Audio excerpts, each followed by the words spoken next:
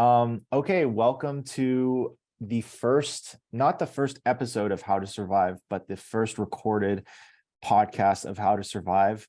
I'm your host, Austin Williams. And I'm Kathy Stoddard.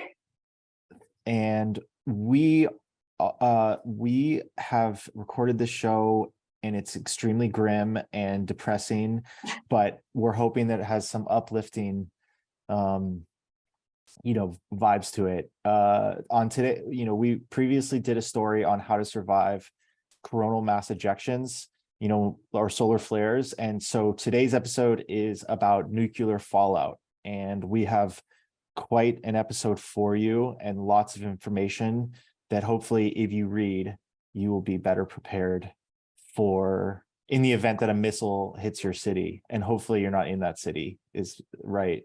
Yeah. Hopefully it won't happen either. So yeah. So I think when we were writing the story, it was pretty depressing, I'm not gonna lie, but I think there were some hopeful tidbits that I'll talk about later in the episode. But what did you think? Do you feel like after we researched this that you could survive a nuclear fallout? Absolutely not. It's also kind of scary how unprepared the United States is. Like, you kind of want to think that because we're the United States and we're the best, quote unquote, that we're going to be okay. And like our government or whatever entity is going to be prepared to like get us to shelter and give us whatever we need to survive for the next however many or so weeks or months or whatever, in the event that something really bad does happen. But it's kind of grim. And so that actually scared me a lot. And also, after this is kind of coming out after The Last of Us premiered and several episodes have come out, and like watching stuff like that just kind of further made me realize I don't know how to make a fire. I don't know. We were talking about this in our work kind of chat room. I was like, I don't know how to change my tires on my car. Like, I just have no clue. Like, I've been spoiled, I guess, my whole life because I'm like the last daughter of my family. And so I've just never had to lift a finger. Like, my dad did everything for me. And now my husband does everything for me. And it's like, I don't know. I don't want to be negative because I want to think this isn't going to happen. Like, this is obviously worst case scenario. Some crazy nonsense is going to pop off, but I'm very not hopeful for at least myself. I feel like there's going to be a lot more people far more prepared than me. But yeah, what about you? I agree. I think I would be totally screwed. One thing too is something that I had to realize, and sorry if I'm just, like, I feel like our listeners are gonna like, this show is not going to continue because this is going to be just like, we should call this like ruin the vibe, like buzzkill the podcast. Yeah, killing your vibe, your positive vibes. Yeah, when we were speaking of The Last of Us, my girlfriend and I were realizing like, oh, if something went down, we would have to leave our pets, like, and we were thinking like, could we bring, but we have kind of like little dogs that are a little yappy, and so there's that. And then all the basic stuff. But I think I also every day search on YouTube like how to start a fire or survival stuff. But even that, like, it's just too complicated. And I've watched Bear Grylls, and he drinks a lot of his pee, and I don't think I'm prepared to drink. Oh my God. Yeah, no, I'm not doing that. Although I don't know.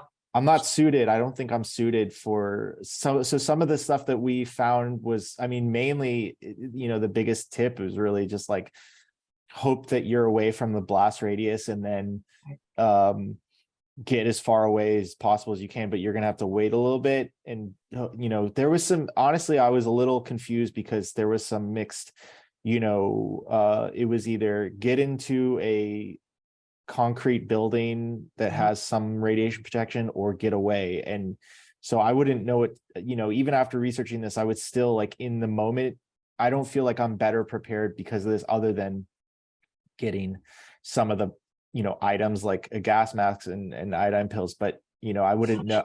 I think I would waste too much time deciding whether or not I need to leave or stay in a building that's protected. I don't know. But considering like some of the health effects of fallout, I think I'd rather just go first in the blast. I mean, yeah, obviously if you like, I mean, because you and I, we live in LA and unfortunately it's freaking heavily populated and there's Yeah. just so many freaking people. And even if you wanted to leave, I feel like, I don't know. And again, I'm making it sound super negative, but it's just, it seems like it would be almost nearly impossible. Just already with how the traffic is now, and then trying to get the hell out of here would probably be very difficult. But you're right with the mixed messaging because, like, on government websites like FEMA and yeah, like FEMA, they're like, stay inside and stay alert. Like that was like their message. And it's like, okay, I guess that's in the event if you can't leave. But when we spoke to Thomas Coyne, that survivalist that lives out here, he was like, leave, get away and know where Yeah. the winds are or going and get out. And he said like, yeah, he had like given us several directions of where you should go depending on where the winds are. But it's like also like, how do you know where the Yeah, wind is like just blowing? put your Yeah, she's finger like up. lift your finger, Yeah, but it's like literally. don't go outside. So yeah, Yeah. it's almost like you're damned if you do and you're damned if you don't sort of situation, Yeah. especially if you live in a heavily populated area. But that's not for everybody. I'm sure there are people that or at least in the United States, that could get away, like, I don't know, middle of This, nowhere, North yeah. Dakota. This is what you pay for in the real estate like LA, like the hustle and Mhm. bustle that it could end at any moment, your hopes and dreams, and Right. even, but yeah, being from growing up in LA, I think is because we always fear of the big earthquake, and Right. there's some anxiety that looms above all Angelinos that, you're kind of trapped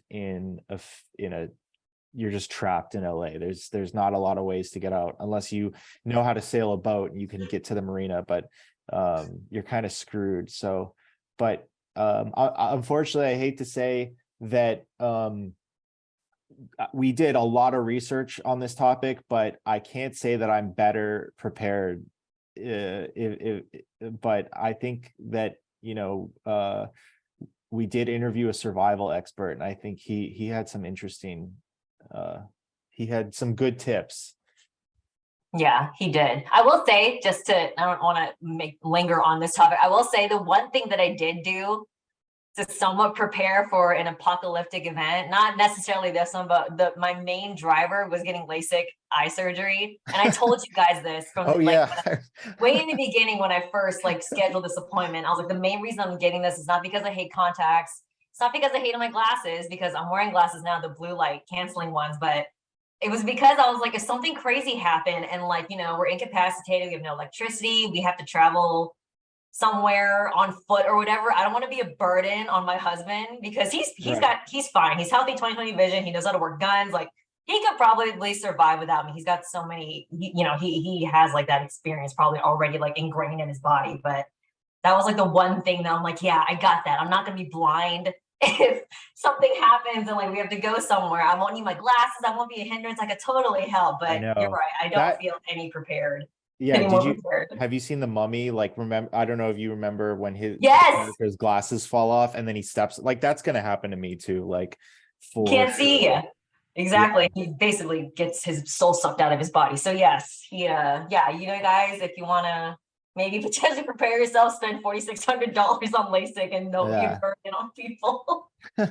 Yeah, and let's just say that after speaking with our expert, survival expert, let's just say that you might want to consider uh investing in real estate in like Wyoming or North Dakota, or those are probably going to be the next prime locations. So Yeah, um affordable housing too. So yeah.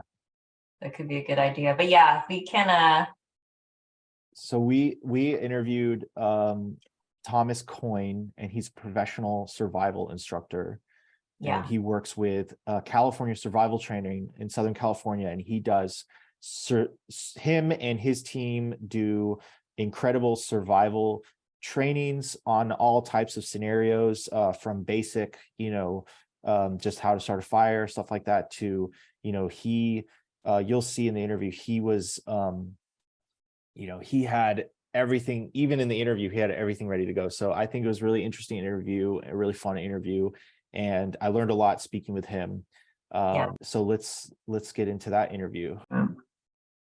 All right, here we go. We are recording now.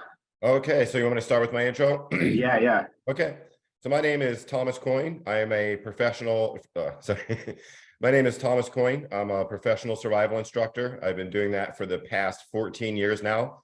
I teach wilderness survival, urban disaster survival, emergency medical skills, and we also have self-defense training as well. Perfect. I love that. Okay, so you pretty much answered like my first 3 questions. I just kind of want to get a feel of how long you've been doing this. Obviously longer than we have, and we have probably no idea except from what we've seen from movies. But so the topic today that we're going to be talking about is just nuclear fallout. And God forbid anything like this ever were to happen. But you know, tensions are high, and you know, people want to know probably how to survive, I guess. And the idea of nuclear fallout, like, so in this instance, let's try and like jump before anything happens here. Just you being who you are, and you know the training that you've had. What are like your 5 to 10 things that you would like keep in mind? Let's say you've been watching the news. You see, let's just hypothetically say something's going to happen, and you are keeping your kind of finger on the pulse of what's going on across the across the seas and just whatever. What are like the 5 to 10 things that you would have or start to kind of gather as somebody who's like, I need a prep just in case?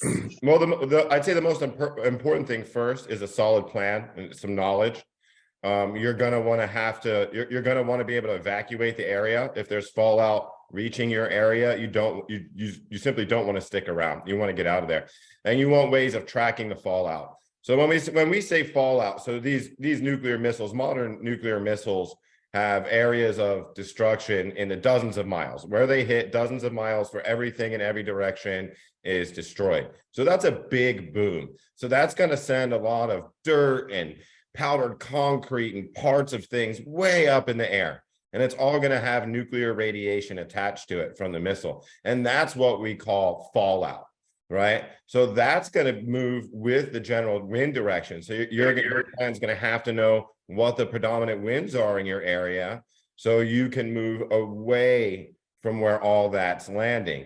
Okay, and as far as gear goes, you're going to want some things to help you get away without getting it on you. So our skin is usually a good enough barrier for the type of radiation that will be on a lot of the fallout, but we don't want to inhale it. We don't want it on our skin, trust me, but just in case, right? But the main thing is not breathing that in, because now it's in our body and now it can do a lot of damage. So in your evacuation measures, you should have, I'm not going to put it on, but this is what's called a CBRN filter, okay? So we think of these as gas masks, right? But it's a specialized one that can accept what's called a NATO canister. So these filters are often referred to as a NATO canister, and that refers to the threading. Okay, so it matches NATO devices. And this is a CBRN filter. The regular ones you get at Home Depot for like painting and stuff, you saw people wearing around during the pandemic a little bit. Those won't work. Those won't work. So this is chemical. So CBRN is chemical, biological, radiological, and nuclear. So this will stop the fallout. You get a good CO on the mask. This will stop the fallout from getting in your lungs if you have to dry. So if God forbid the worst happens, it hits, fallout is already here, I want to get out of the area. So then I want to cover my skin, my body with the best clothes I can. So I get painters Tyvek suits, like the zip up jumpsuit that you wear for painting, because those are highly water resistant, almost waterproof, oil resistant. We used to wear them when we do clean up oil spills on beaches and things like that, right? So I have that. But if you don't have anything like that, put on long sleeves, avoid skin contact, and have breathing protection. Now, next, it only protects you from one form of radiation, the radioactive iodine, but you would want to get your NORAD pills. They're referred to as NORAD pills. And now what this is just potassium iodide.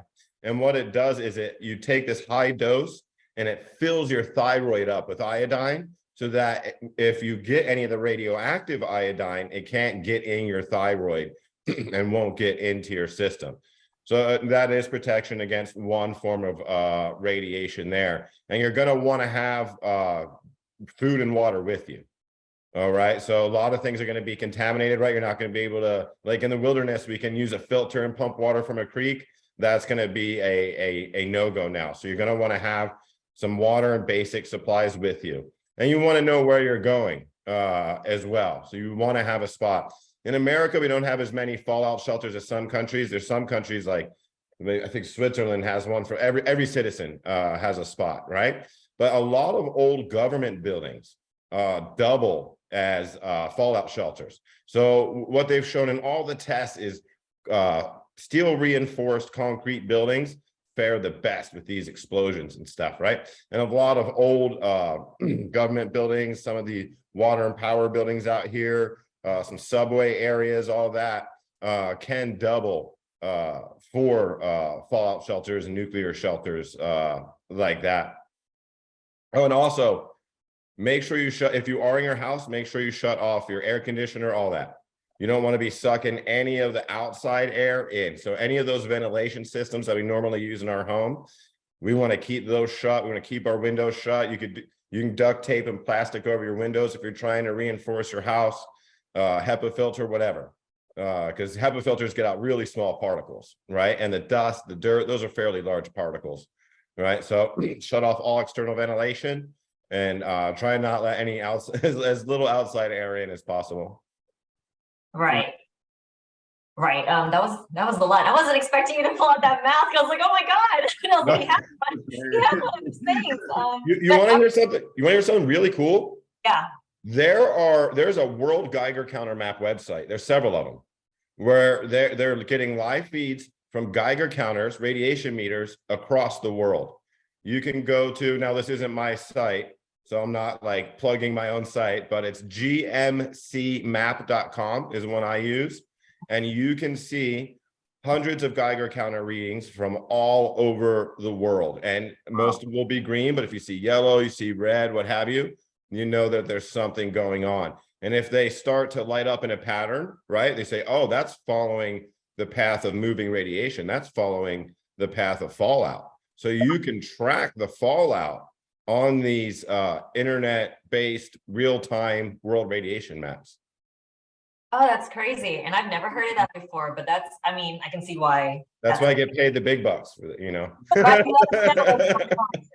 There's something going on in Ohio and New Jersey. There's a red and a yellow. So Ooh. Interesting. Pay no attention to the man behind the curtain. Just a really quick question. The materials that you just displayed for us, the mask, and then the pills, the iodine pills, and then talking about the sort of the painter suit, just from a consumer aspect, are these pretty, especially the mask, is this something that's easy to come by? Is this something you could just go buy at a hardware store? Yeah, it is actually really easy to come by now. Now, granted, a lot of places were sold out during the whole pandemic thing. People really wanted these masks.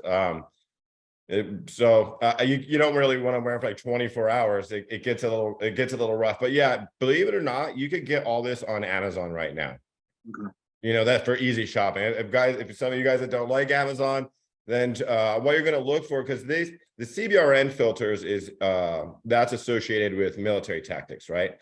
So there's tactical supply stores that will sell these. Like a surplus store? Yeah, some surplus stores. There's a lot of online surplus stores as well. And if you want to get one of these, I recommend, see, this is a single filter one.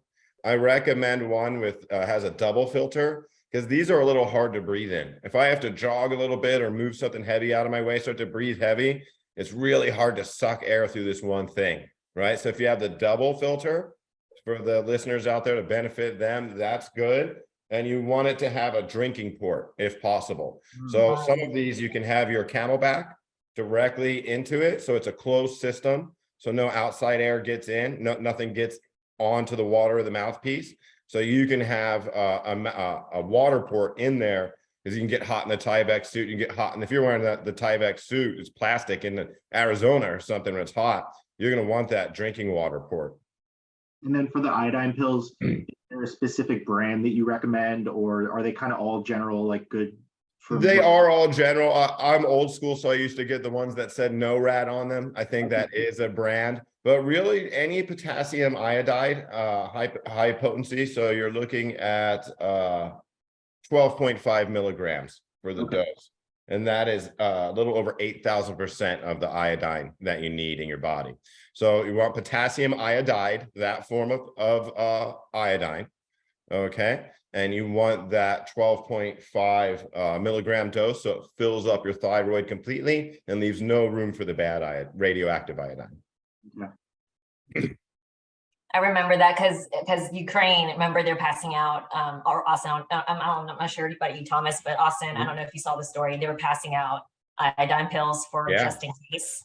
That's it's scary. It's very scary. They're passing them out for free just to regular civilians, just in case. But yeah, that's I guess that's something good to keep on hand. Let me. Oh, did you have any more questions, Austin? I have like a couple more, but you can go. I guess. My next question is, like, in the event of a fallout, I know there's different stages, but you as a survivalist, you know, maybe you could give, there's different details in terms of like timelines, but like in the event of a nuclear attack or whatnot, like where are you going? You know, are you going to docks, or this is something we've talked about, like where do you go in an apocalypse scenario? Like where's the first place you're headed? See, that's a really hard question, right? So it really depends on the current situation, right? So if they're hitting the West Coast, of course, I'm going to want to try and get on the other side of the Sierra Nevadas, right? So the Sierra Nevadas and all those wind systems and stuff may help block a lot of the radiation and the fallout and things like that. So my first thought being, so I'm in Southern California. My first thought would be getting across the Sierra Nevadas on the other side there to, you know, Nevada and Utah and Arizona and things like that. But it really depends on what's being targeted and when. You know, in the West Coast, there's a lot of great targets. You know, we have major cities and we have major bases that, you know, we have the one that shoots rockets up and stuff by the coast, right? Air Force bases. So it's target rich, right? And so we got to think what has been hit, what hasn't hit. And again, the main thing is being out of that pattern of the wind. I want to go the opposite. If the wind's blowing east to west, I want to go south, right? If it's blowing north and south, I'm headed east. Right. So I want to be out. I want to know where those wind directions are, and I want to get out of there as soon as possible. If a major device, so I'm near Orange County. If a nation state level nuclear device went off in LA, that's you know, Orange County is going to be hit pretty dang hard. It's going to be hit, you know, right within seconds of major fallout. So we're just going to have to get away in any direction that we can as soon as possible, right? I would probably start heading southeast, right? And try and get on that freeway to Arizona and out of Dodge. And when you say like get on the freeway, like, are you walking on foot? Because are you in a car? Like hopefully driving, but we know what it's like to drive in rush hour traffic, let alone nuclear rush hour traffic, right? But there's, you know, if you have 4-wheel drive, you can get around a lot of that, you know, and there are, I hesitate. I'm aware of alternative infrastructure in California that you can kind of use as roads. I don't really want to say it on the news. When I talk about it in my class, when I give people their evacuation maps in my training, I always say, don't post this online, because if everybody hears about this, it's going to be just as jammed up as the freeway, you know? So there are alternative infrastructures that can be used as roads in a lot of places. And if you have 4-wheel drive, if you can off-road, you can get a lot of places that way as well. Okay. And then just really quickly, is there, for the most inexperienced person, do you have a recommendation for the best way to check direction of the wind? Like you were saying that was a critical, you know, you want to be away from the direction. Easy way just you know, your weather reports, really just your weather reports.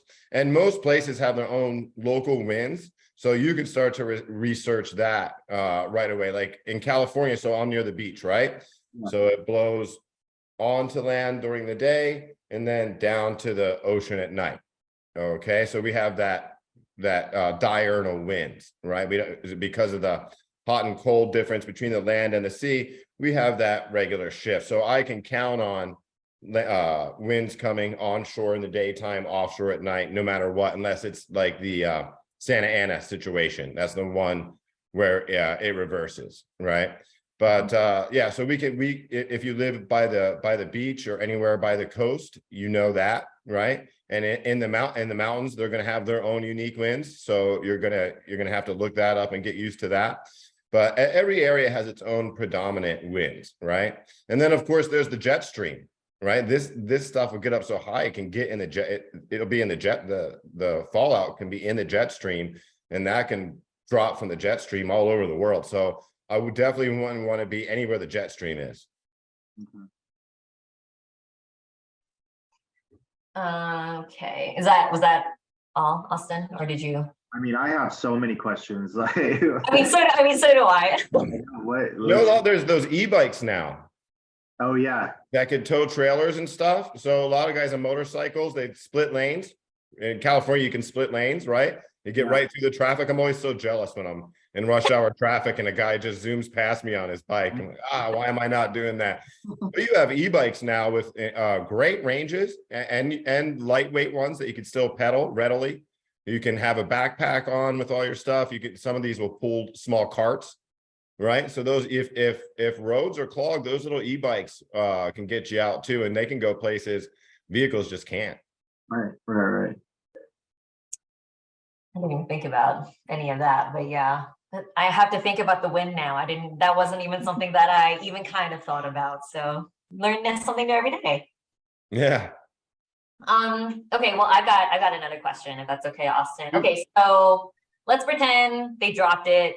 You know, everybody is like in their house, like holed up, trying to make sure they don't breathe the air, blah, blah, blah, all that good survival stuff. So once like the dust settles, what is like the first mistake that you think, like most, like any civilian, like somebody that doesn't have any training, what is like the first mistake that you think that they make in an event like this? Yeah, just interacting with the environment and all is going to be a no-go. So let's say you are protected in your home, the dust settles or whatever. So that areas covered with fallout are going to be no-go for a long time, right? So going out thinking that it's no big deal after a day or two and going and interacting with things in the environment, doing cleanup outside, breathing in the dust, right? And believe it or not, with a lot of natural disasters, especially like earthquakes and floods, the majority of injuries come to afterward when people are doing cleanup. Right. These tangled piles of stuff, they cut themselves, they trip, they break their leg, they get tangled in stuff. Right. And that same possibility is there with the fallout. So if you're in an area where it got hit by fallout, even if, you know, the main blast and everything, you were safe, the dust in the air settled, you're not getting any more fallout, you still can't stay in that area and you can't interact with things in the environment because it does have that radioactive particulate matter on it. Right. Let me see here. Okay. Now, obviously, we don't want to scare anybody. So just for just an average person, not even just this specific scenario, like if a nuke drops anywhere near us, but like just as somebody that wants to prepare for an earthquake, you know, California is supposed to have the big ones. So, you know, earthquakes, flooding, any kind of crazy natural disaster. What are the like top 10 or however many things that you keep on you all the time and like a regular civilian can just like have in their home or should have in their home? Yeah, so I'm big on, I have wheeled crates, right? And whenever there's a natural disaster, we're prepping to be natural disaster resistant. What you should think about is you need to replace what the grid normally provides for you, okay? Oh, excuse me. The water was carbonated. You're trying to replace what the grid normally provides for you. And when I say grid, not just energy grid, the full supply grid that we have, right? Water, food, medical care. Okay, so if we've just had a major earthquake, flood, nuke, and your kid fell down and broke their arm, it could be hours or days before they can get seen in a hospital, right? So you need medical care above and beyond what is normal, because you're going to have to deal with these injuries for a longer period of time, right? And you're going to have better medical gear, maybe some splints, like what's called a SAM splint, portable flexible splints, air splints, things like that. You're going to have to know in what position to keep a broken arm or leg to keep adequate perfusion and blood flow, right? So you're going to need better medical training. You're going to need better medical gear. You're going to need nutrient-rich food. Okay, so you only have so much space, right? We can only take so much stuff. So you want dense, nutrient-rich food. So MREs, like the military meals, those are great. Give you all your nutrition, high calorie, and they don't require anything to prepare, right?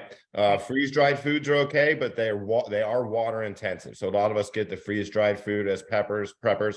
When I go backpacking, I take my mountain house meals out with me, but they are water intensive. So now you got to drink, you have to bring double the water, and water's heavy, around 8.5 pounds a gallon, right? Your average male needs 3.7 liters a day. Average female needs 2.7 liters a day for hydration. So you gotta stack that. And that's again why I use wheeled crates. And now we have to talk about power generation too, because power is important, not just for perhaps a microclimate, right? So if you live in Arizona and it's summer and the power's down, so that house is a death trap in that heat, right? You're better off sitting under a tree for shade than in that house, and vice versa in these cold areas, right? So now the house is going to be an iceberg, right? So some minimal power generation for a microclimate and for communications. So you can power, say, a router or your laptop or your phone. So you have anything from the little portable battery chargers, right? I teach on my urban disaster course, I show you how easy it is to make a solar powered generator, right? And that will power a few basic things in your home. And so I have one wheeled crate that I can fit just about all my bug out stuff in. And so the crate's big, fairly large. It's on wheels with a handle. I can pull it. I can strap it on my body and tow it, but it has a nice lithium ion battery in there and an inverter. And I have a solar panel, right? So it's only 3 or 4 pieces that are really, really easy to hook up. And now my solar, I'm not going to run out of sunlight, right? So I'm not going to run out of gas. I don't have to lug gas or anything like that around. And these generators, you can hook up to any car battery. So if your car is useless, or your neighbor's car is useless, or there's cars abandoned on the freeway because they ran out of gas and people are walking, you can grab those batteries, hook them up with your alligator clips, and use those as power sources, right? Because it's just battery to inverter to solar panel with a couple fuses in there. So in like 5 minutes, we teach people how to make it. They're assembling and disassembling them, right? And then you can scavenge batteries for it on the road if you need, if you wear yours out. But they're great. They make no noise, so people don't know you're there. They're not going to come ask, hey, can I use your generator, right? Right. And they can power important stuff in your home, maybe just the fridge, maybe a little fan, your what do they call them? Router, internet router, things like that. Okay.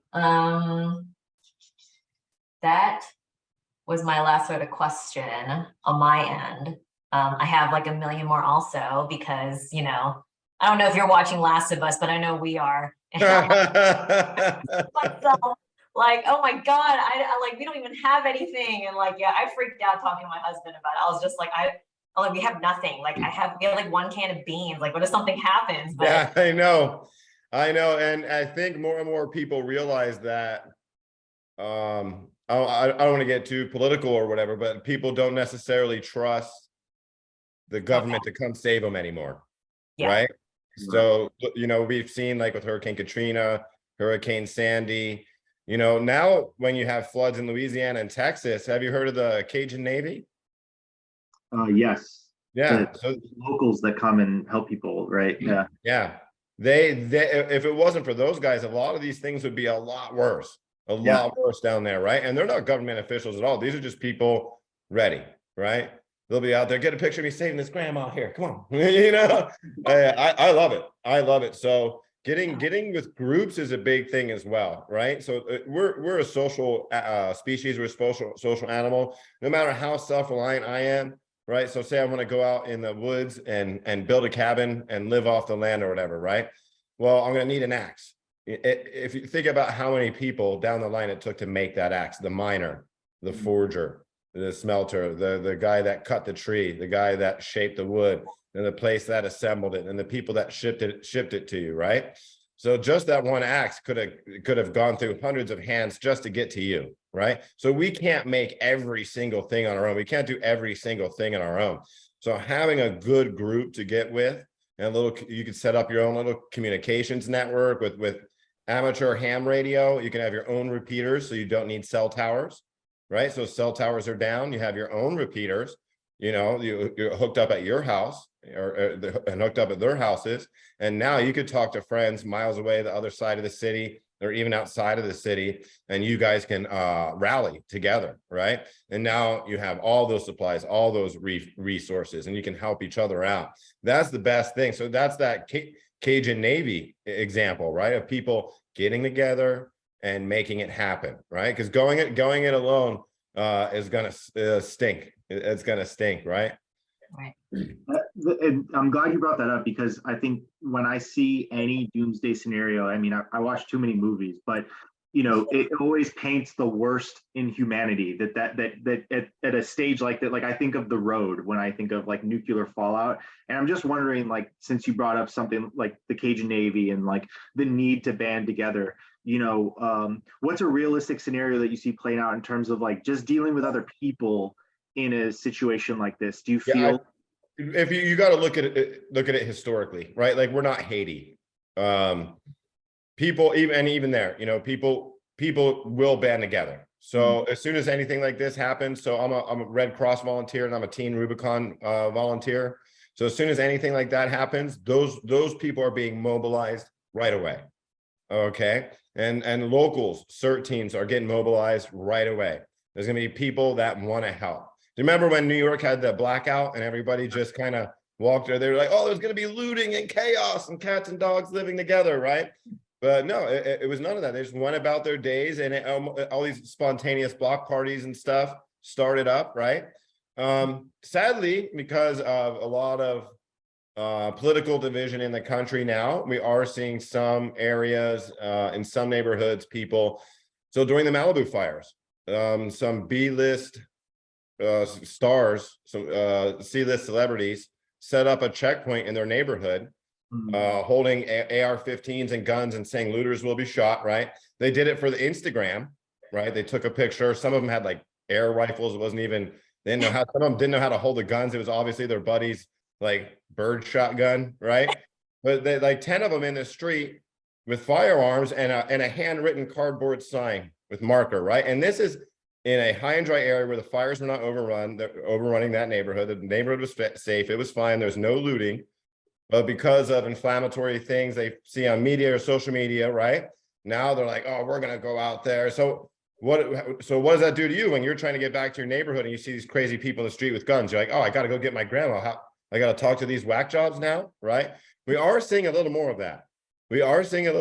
And that's very disheartening for me, because like I said, I'm a former firefighter, and I'm still a Team Rubicon and Red Cross volunteer. So for me, if you want to get out and do something, do it. There's plenty of avenues to do it.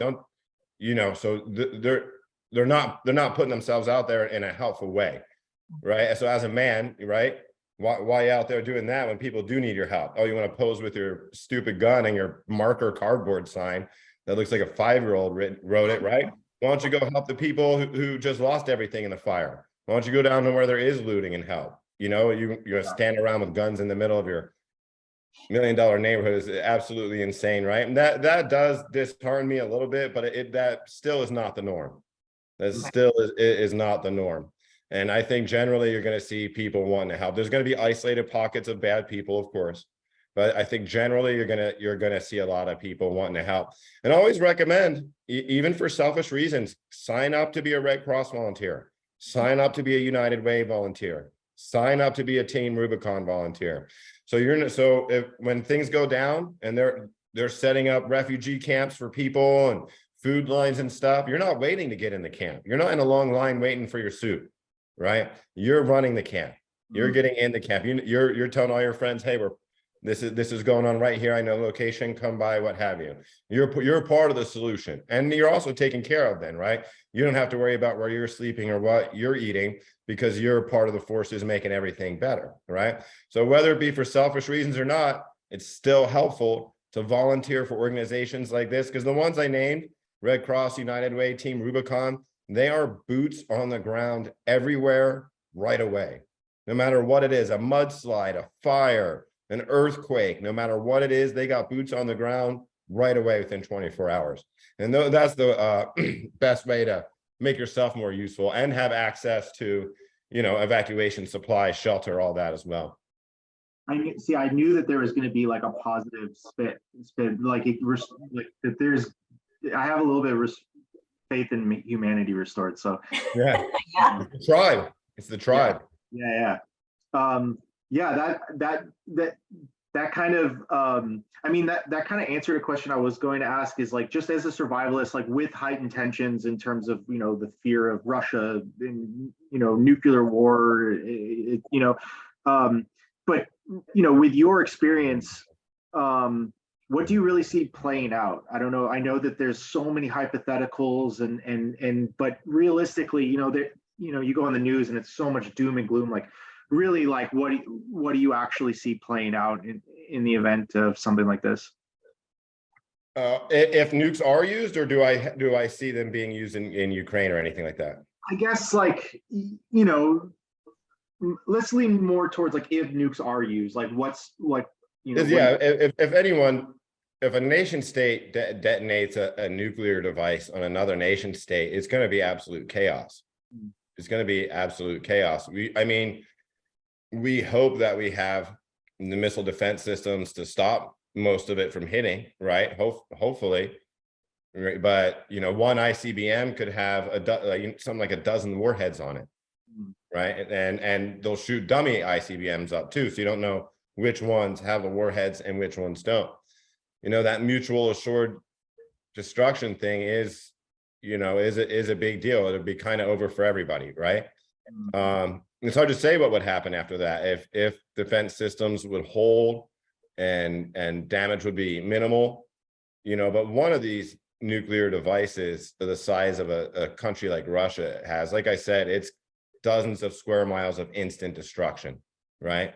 So even if one of these major devices hit, say, the West Coast where I'm at, that area is messed up for a long time, for a lot of miles. Areas far away are going to be impacted by the radiation and the fallout.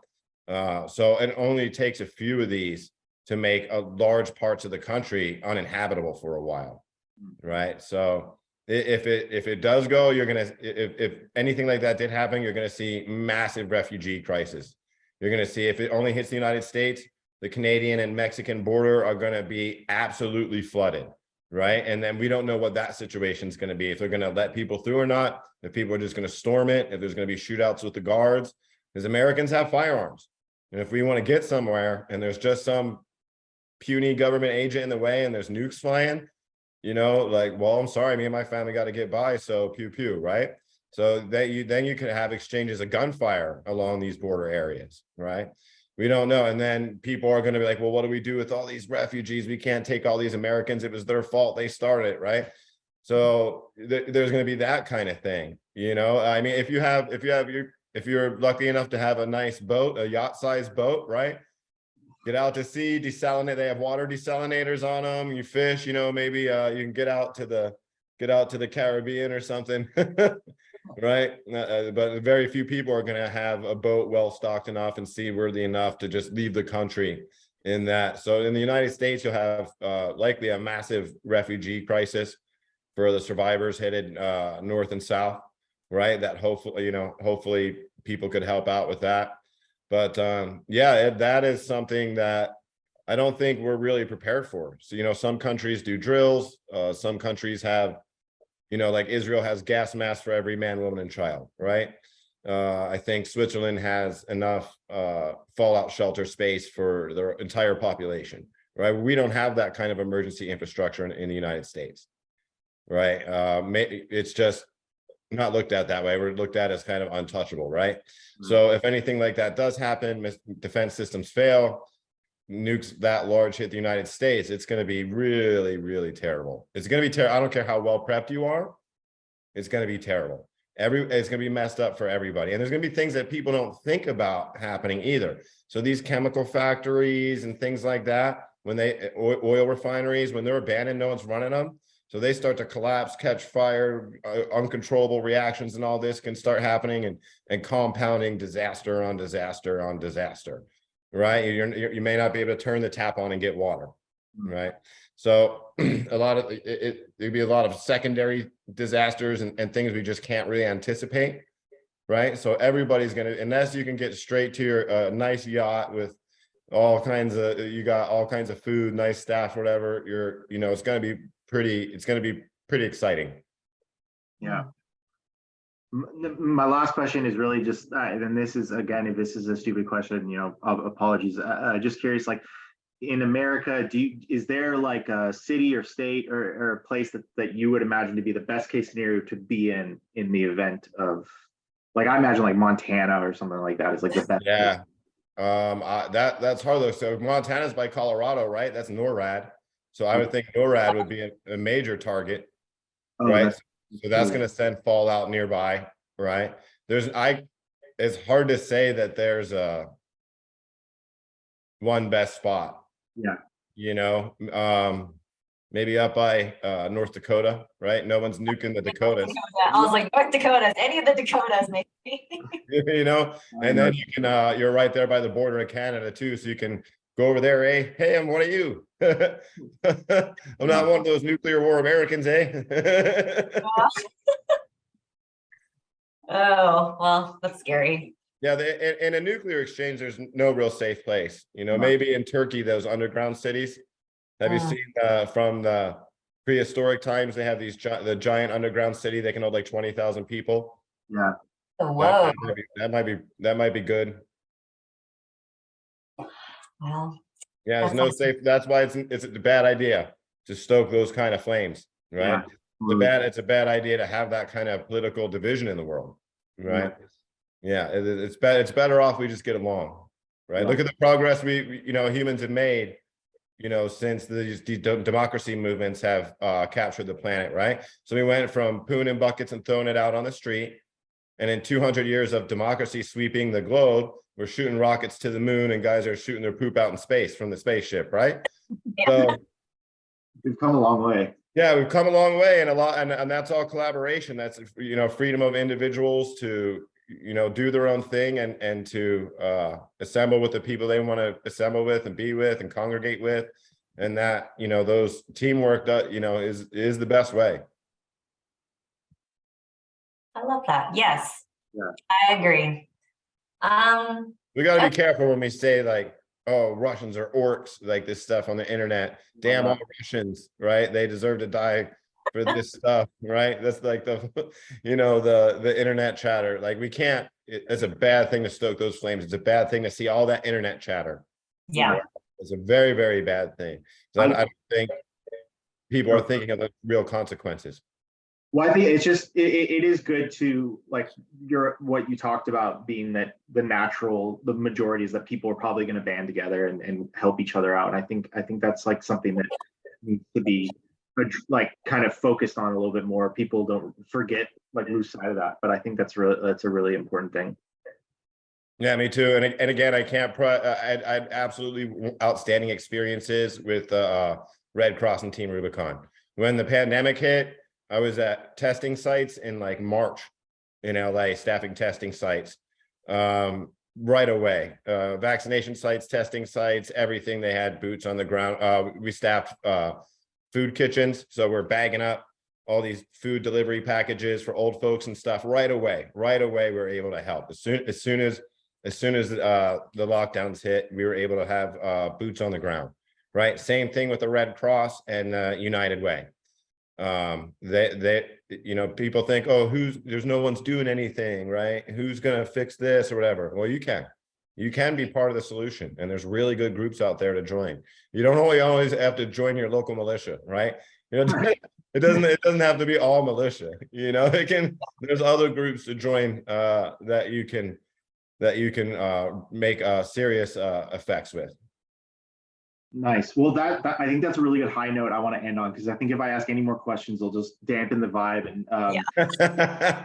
And thank you so much, Thomas, for your information. It is, I mean, even just not just as journalists, but like for myself, I feel like I learned a lot today. So awesome. Thank you. Take my urban disaster survival course to Orange County every few months.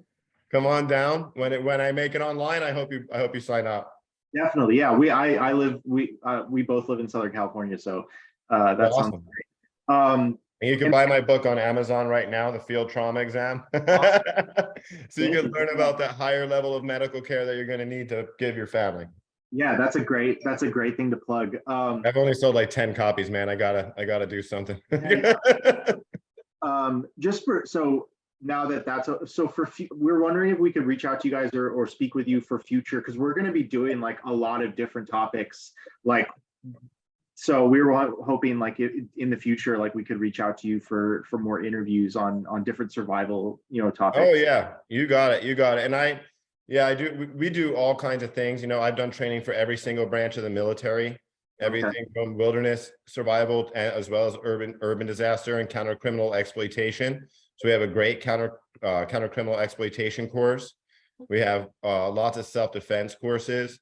And I work with people. I don't know if you saw some of the letters on my site. I even helped get some folks in to help with evacuate people in the Ukraine situation. We helped to get like security guys that were good at security, former special operators and stuff in there to evacuate some of these children's hospitals and things like that in the beginning. So we kind of have our fingers everywhere in a lot of things. We've worked with police departments on cases that were stifling them that happen in the outdoors. So yeah, we could speak on any number of topics, and I'd love it. Hit us up anytime. If you have a last minute cancellation, you're like, can we get Thomas in 15 minutes? Feel free to reach out. Well, thank you so much. And this is a really interesting conversation. I really appreciate it. Awesome. Thanks for reaching out, guys. You have a great rest of your day. You too. Okay. So yeah, that was informative. I didn't want to spoil it, but I had, for listeners, I had mentioned that there was both very grim and positive notes. And what I wanted to say, in case you missed it, I thought, I was actually surprised that as a survivalist, because for me, the scariest part I think that we see in all horror movies is that the people are more of a danger than the actual zombies or the whatever, that it's like once civilization goes to hell, there's going to be cannibals and raiders. Like that's what I imagine. But he seemed to really be confident that people will band together and help each other. And I thought that was really cool and relieving, but who knows, he's from he lives in California, and he also, I thought that was really funny that he thought that people would help each other and band together, but he also didn't want to tell us the secret routes. Yeah, his secret routes to get out of California. I was like, share the love, bro. But he was like, we need to take his class. Yeah, we'll help each other. Don't worry, but you can't. Yeah, but don't ask me about the secret routes. It's fine. He can keep his secrets. And but I was pleasantly surprised when he said that he truly believes that people, if something really crazy were to happen, like literally everybody, like the whole, like everyone was in trouble, like he believed that people would want to help each other. And I really hope that's the case if anything really bad happens, because I feel compassionate towards another human being, especially if something bad is going on. Like I don't want to just sit there and watch them die. Yeah, but I always thought that I would be the person that would like do the difficult, like if there was someone slowing us down, I feel like I would be the person to be like, we need to, like it's for the best of the tribe, like we need to, right. But I don't know. I think that's not to be like sexist or anything, but I think that's like a lot of men, because like even when I talk about hypothetical situations with my husband, he's just like, we're not picking anybody up. It's just us. Like he's like very like, we're gonna have to trim the fat where we're gonna need to trim the fat. That's it. And like I guess that's true in a way. But I feel like that would, well, I guess if I'm like starving and like about to die, it might be easier to make those kinds of decisions. But right Gotcha. now, as of now, in my comfy house that's air conditioned and heated, I'm like, oh, that seems awful. So yeah, but Yeah. hopefully. Another thing I thought was it, and you brought this up, was just, yeah, the lack of preparation that we have. We don't really have like, and you know, because I know that other parts of the world, like Europe and South Korea, have like, they're very prepared, Right. I imagine. And Well, yeah, like especially in places, well, because I feel like because it's almost as if they're, I don't want to say they're in imminent danger all the time, but I mean, like specifically in South Korea, they've got North Korea to worry about. Like, I mean, they're doing those stupid missile launches and things all the Right. time, and they're basically threatening that. But yeah, we're not prepared. Like our government is not prepared. And even Thomas, he said like, you know, even the people that are prepared that are here that are like the, you know, the survivalists that have their bunker and they have all their supplies ready, he said it'll still be a horrible time for everybody, like no matter, you know, how prepared you are. Like he's like, you can have all the food and everything in the world and it won't make a difference for you. Like he said, it'll still be awful. But that's worst case scenario, you guys. And we don't want to give this like a doom and gloom feel. We want you more maybe to learn whatever it is that you might learn from from the interview and from the story itself. Like we don't want you to be scared. I mean, nothing's happening. I mean, clearly, you know, things are happening in the world all the time, and we don't want to make it sound like we're all going to die like tomorrow. But you should live like that. Live your life that way, you know, be happy and live like you're going to die tomorrow. But for real though, no, nothing like that. Hopefully it's going to happen in the near future. But yeah, just have to. Yeah, we have and it, you know, in our story we have links to kind of all the kits and tools that you would probably need, and really like that, you know, and they're basic stuff. Like, you know, everybody should have a map, you know, and you probably should have a respirator, like why not, and iodine pills and a hazmat suit which are really easy to come by. You can get these all at like your local surplus store or even on Amazon and online. So we have links to those places on where you can get those products, and I mean, I am definitely putting in an order. If not, you know, you can always, it's always a good Halloween costume, and then if not, you're always prepared. But it's like it just seems like, why not have these in your house?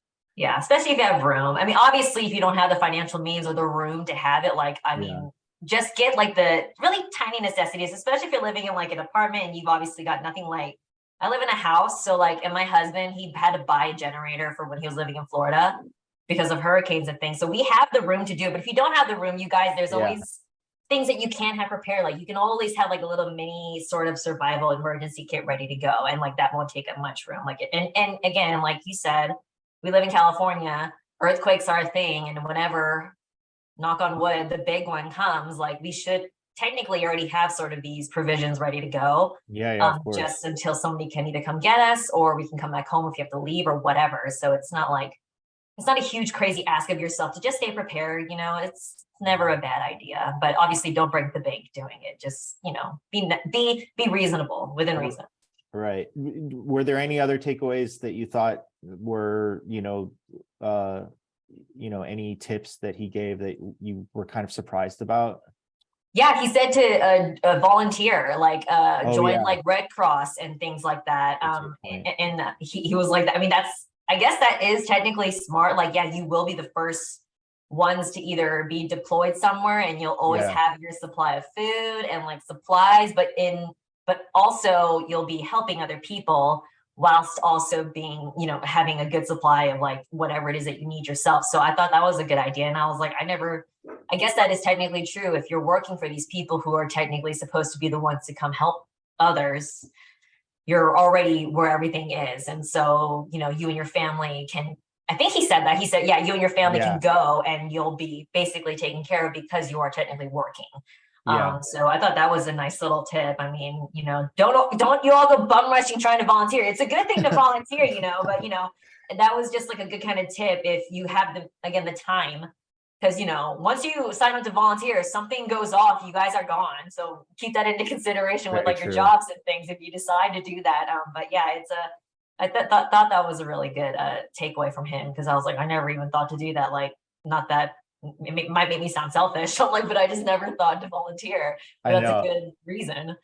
I'm like, in my head, I was like, oh, is this another, I have to wake up for this? Like, but it's like, he was like, even for selfish reasons, like you'll be like you'll have a name on the list if there's ever like an encampment or something. But then I'm also like, I don't really trust the government. And so I'm like, Yeah. I'd be like Bill in The Last of Us, where I'd want to like just hide out and then just wait out the government and then just like build my own little like sanctuary. But yeah, I think he made a great point with like getting your own. Yeah, I'm Frank. I'm Frank in that situation. I mean, that's just how it would be. Like, Me too, most like realistically. yeah. So I also thought it was interesting that he said, I mean, this is common sense, but I just didn't really think of it, but just shutting down any form of like air conditioning or anything. Yeah. I mean, you really just want to Be comfortable. yeah, but just he was just really emphasized that you're just gonna have to be uncomfortable and not breathe the air and just yeah, so that's kind of scary. And I feel like I would get claustrophobic wearing a gas mask that much. But especially the one that he showed us, like your yeah. whole face is inside of something, and it's like, and I don't, I've never used them before. Sean, my husband has, and he's used it, and he's like while painting and things, he has the one that Thomas has, and he was just like, it's not that hard, but if you're not, obviously, if you're just very uncomfortable being in closed spaces, like, I mean, it's gonna suck, but it's either that or you breathe in nuclear fallout and you get sick. So it's like, which would you rather deal with, your anxiety or dying? You know, you got to weigh your options. Yeah.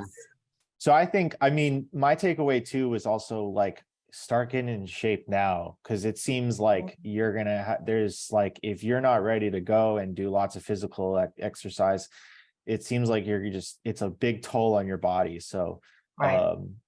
You know, Exercise, you guys.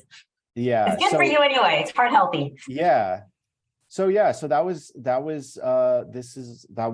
do you have any other takeaways, Catherine? I don't, or no, not really.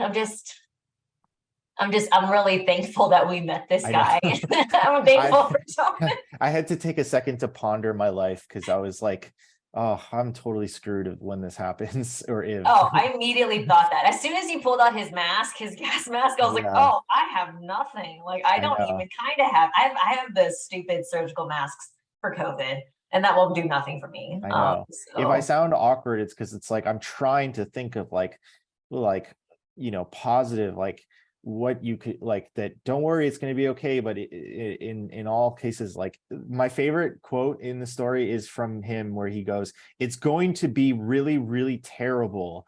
I don't care how well prepared you are. So I know. that was the best. I think that's like, we could I mean, he's being real. I mean, he's just saying, like, I mean, unfortunately, obviously, if a nuclear attack happened on the United States, it's not going to be fun. And, you know, especially in LA, we're going to be like one of the top 6 cities that will be attacked in the event something like that were to happen, because we have so many things here. But like, you know, even if you're not here, depending on the size, like, it's just going to suck for everybody, unfortunately, you guys. So if it does suck for everybody, the only thing you can try your best to do is to be positive and to be kind to one another. If something crazy like this were to happen, like, I always think kindness goes a long way. And I know not everybody always agrees with that, but I feel like that is going to need to be in the back of many people's minds. If something like this were to happen, you must be kind. Like, we're all here together on this little tiny blip of time in billions of years. So it's like, we're all here together. We're lucky to be here. So just be nice to each other if something bad happens. You know? Definitely. Yeah. You know, like, I love where like our whole series is about like how to survive. And we don't really have that great of like an answer, other than like, you know, you never know if like you're going to run into someone and they're going to have some food that you're going to need, and you're going to want to like not be a jerk. Like, you know, basically, I don't care how hungry you are. Don't be mean. Like, we don't have time for being, you know, awful to one another, especially if times are bad. So just try your best to be nice. I know it's nice to default to being mean, but we need to be kind to one another. Well, that was a very incredible topic that we researched, and very depressing, but I think it will serve a lot of people. And for those interested, there will be more. We have, the kind of sky's the limit in terms of there's so much that we need to know how to survive. And you can read these stories and listen to this show on livenowfox.com. And again, thank you for listening and watching, and we really appreciate. We hope you survive these whatever is going to come at you. I don't really have anything inspirational to say. No, that is. We hope you survive. Yeah, just survive, because life is hard. Life is hard already, so just survive anyway. You're going to be. Everybody, we're going to be okay. Yeah.